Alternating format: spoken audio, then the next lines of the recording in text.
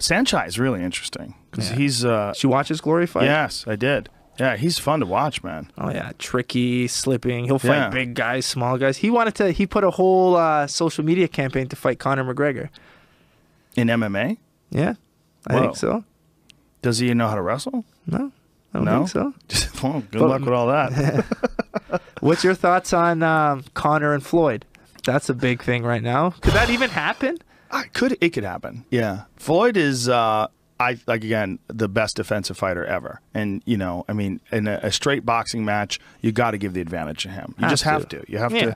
Definitely. Traditional wisdom would say that he's going to box Conor's face off. That's You would look at it. You would look at what he's been able to do. But Conor's a fucking freak, man. He's a weird guy. His mind is so fucking strong, and he eats pressure. He just eats it. Like when he stepped into that ring with Jose Aldo, he looked like he didn't have a care in the world. No, he's just that confidence and that belief, man. It's just staggering. The roof. And he had talked so much shit for so long, and Aldo was just fuming. He was steaming at the brain when he got in there. Oh, he was so emotionally invested in that fight. It was almost like he had never been disrespected like that, and to be disrespected for months. I mean, they had done this huge world tour where Conor stole his belt at a press conference and was yelling at him. And I mean, it was madness. And then to have the fight, and then Conor starches him with one punch 13 seconds into the fight. Like, wow. Yeah.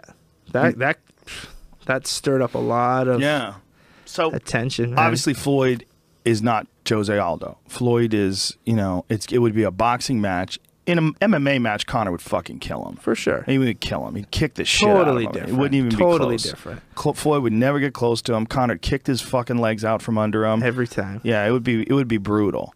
But in a boxing match, one thing that Conor's got going for him, he's a way bigger guy.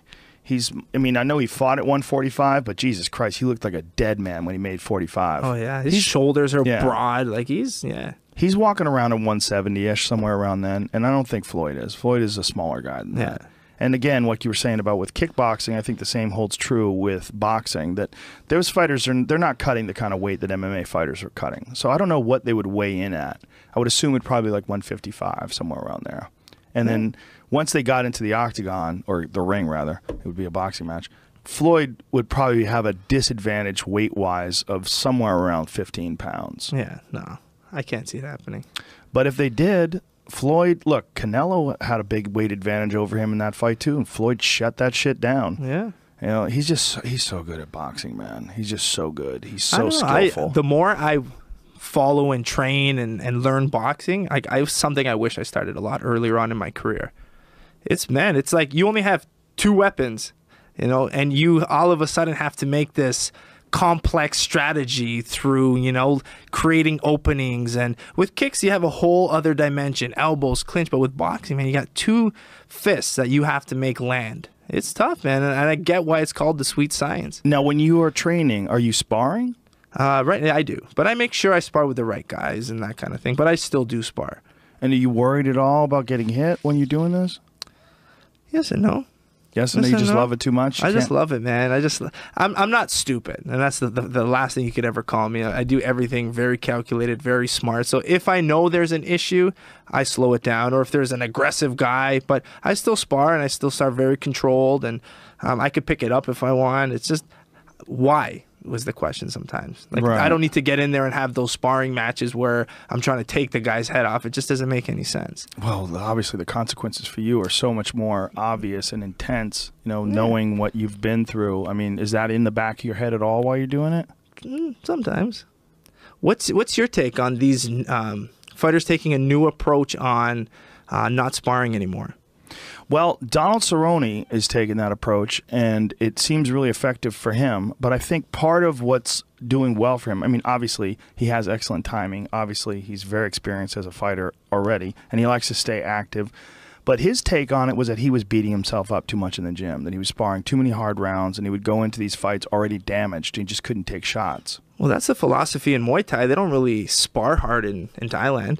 It's because they fight very often, too. Right. But if you're not fighting very often, would you need that sparring? It's a good question. I think there's stupid sparring and then there's quality sparring.